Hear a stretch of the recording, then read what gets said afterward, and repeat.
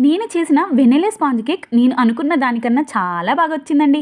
నేను ఇంత పర్ఫెక్ట్‌గా, ఇంత స్పాంజీగా, ఇంత టేస్టీగా వస్తుందని అస్సలు ఎక్స్‌పెక్ట్ చేయలేదండి. ఇంత బాగా రావడానికి కారణం నేను దాని వెనక చాలా స్ట్రగుల్స్ ఫేస్ చేసినానండి. నేను ఈ కేక్‌ని ఒకసారి కాదు, 2 సార్లు కాదండి. చాలా అంటే చాలా సార్లయితే ట్రై చేశాను. కానీ ట్రై చేసినా ఒక్కొక్కసారి ఒక్కొక్క ప్రాబ్లమ్ అయితే వచ్చేది. అలా ట్రై చేసి ప్రతిసారి ఒక్కొక్క ప్రాబ్లమ్‌ని ఫేస్ చేసి దాన్ని అలా సర్దుకుంటూ ఈ రోజైతే చాలా అంటే చాలా పర్ఫెక్ట్‌గా వెజ్ వెనిలా స్పాంజ్ కేక్ అయితే చేసేసాను. దాంట్లో నేను ఫస్ట్ ఎదుర్కొన్న ప్రాబ్లమ్స్ ఏమంటే ఎగ్ స్మెల్ రావడం అండి. కేక్ చేసిన మొదట్లో ఇలా ఎగ్ స్మెల్ వచ్చినప్పుడు నాకు అస్సలు తినబుద్ధి కాలేదన్నమాట. విరక్తి అయితే పుట్టేసింది. అందుకే నేను మన యూట్యూబ్‌లో చూసి బాగా అయితే కేక్ అంటే ఏ వెనిలా ఎసెన్స్ అయితే మంచిదని నేను సెర్చ్ చేయంగా నాకైతే అప్పుడు ఇదైతే దొరికిందండి. ఒకటి ఈ కంపెనీ, నెక్స్ట్ వచ్చేసేసి బుష్ కంపెనీ కూడా అండి. ఇంకొకటి ఫ్రెంచ్ వెనిలా అవి కూడా దొరుకుతున్నాయి. అవి కొంచెం కాస్ట్ ఎక్కువ అయినా పర్లేదండి. అవే తీసుకొని మనం యూజ్ చేస్తే కన్నా మనం చేసే కేక్ ఈ వెనిలా ఎసెన్స్ వల్లే మాట ఎగ్ స్మెల్ అనేది రాకుండా ఉంటుంది. కాబట్టి ఒకటైతే గుర్తుపెట్టుకోండి. మీరు ఎప్పుడైనా కేక్ చేయాలా, పర్ఫెక్ట్‌గా చేయాలా అనుకున్నప్పుడు మీలో ఎవరైనా బేకింగ్ నేర్చుకుంటుంటే కన్నా నా బెస్ట్ సలహా ఏదంటే మీరు కేక్ చేసేటప్పుడు ఈ వెనిలా ఎసెన్స్ అనేది మంచి కంపెనీ బ్రాండెడ్ అయితే తీసుకోండి. కొంచెం కాస్ట్ ఎక్కువ ఉన్నా పర్లేదు. కానీ ఇది వేసి ఒక్కసారి చేసినారంటే చాలండి. చాలా బాగా అంటే చాలా బాగా వస్తుంది. ఇది ఒక్కసారి కొనుక్కుంటే చాలండి మీకు బాగా యూజ్ అవుతుందన్నమాట. సెకండ్ ప్రాబ్లమ్ ఏమొచ్చిందంటే కేక్ అనేది బాగా స్పాంజీగా రాకపోవడం అండి. అది ఎందుకు వచ్చిందంటే ఒకటి మనం తీసుకునే baking powder, baking soda equal క్వాంటిటీలో కూడా వేయాలండి. నేను ఫస్ట్ ఏమనుకునేదాన్ని అంటే నేను అన్ని పర్ఫెక్ట్‌గానే వేస్తున్నాను. బయట ఐసింగ్ షుగర్ దొరుకుతుంది. ఐసింగ్ షుగర్ నెక్స్ట్ మనకి బేకింగ్ కోసం సెపరేట్ మైదా దొరుకుతుంది. ఆ మైదా యూజ్ చేయాలేమో అందుకే నాకైతే సరిగ్గా రావడం లేదని నేను చాలా అంటే చాలా సార్లు అయితే ఈ ప్రాబ్లమ్‌ని అయితే ఫేస్ చేసినానండి. కానీ ఇలా ట్రై చేయంగా పర్ఫెక్ట్ కొలతలతో నా కేక్ మాత్రం చాలా బాగా వచ్చిందండి. మీరు బేకింగ్ పౌడర్‌ని, బేకింగ్ సోడాని కూడా కొంచెం ఈక్వల్ క్వాంటిటీలో అంటే కొంచెం చూసి తీసుకుంటే కూడా బాగా వస్తుందండి. ఎప్పుడైనా గుర్తుపెట్టుకోండి బేకింగ్ సోడా అనేది 1/2 టీ స్పూన్ ఉండాలి. బేకింగ్ పౌడర్ అనేది 1 టీ స్పూన్ ఉండాలి. మీకైతే అర్థమైంది అనుకుంటున్నానండి.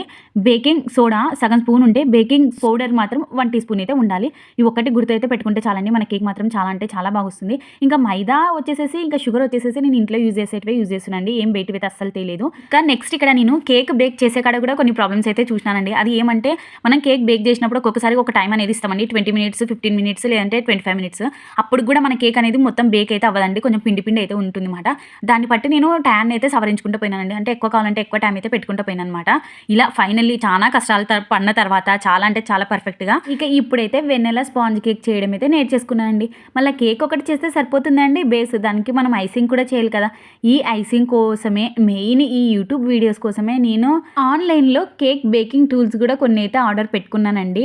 అంటే మనము ఈ బేస్‌కి ఐసింగ్ చేయడానికి మనకు అదైతే కింద ఒక బేస్ ఉంటుంది కదండీ! అది అలాగే కొన్ని టూల్స్, స్పూన్స్, నైఫ్స్ అవన్నీ అయితే తీసుకున్నానండి. అలాగే కేక్‌వి నూసిల్స్ కూడా. ఎలాగైనా సరే నేను యూట్యూబ్‌లో మంచి కేక్ చేసి చూపించాలని ఆ కోరికైతే ఈరోజు నెరవేరలేదు. కానీ స్పాంజ్ అయితే నేనైతే పర్ఫెక్ట్‌గా చూపిస్తున్నానని అనుకుంటున్నాననమాట.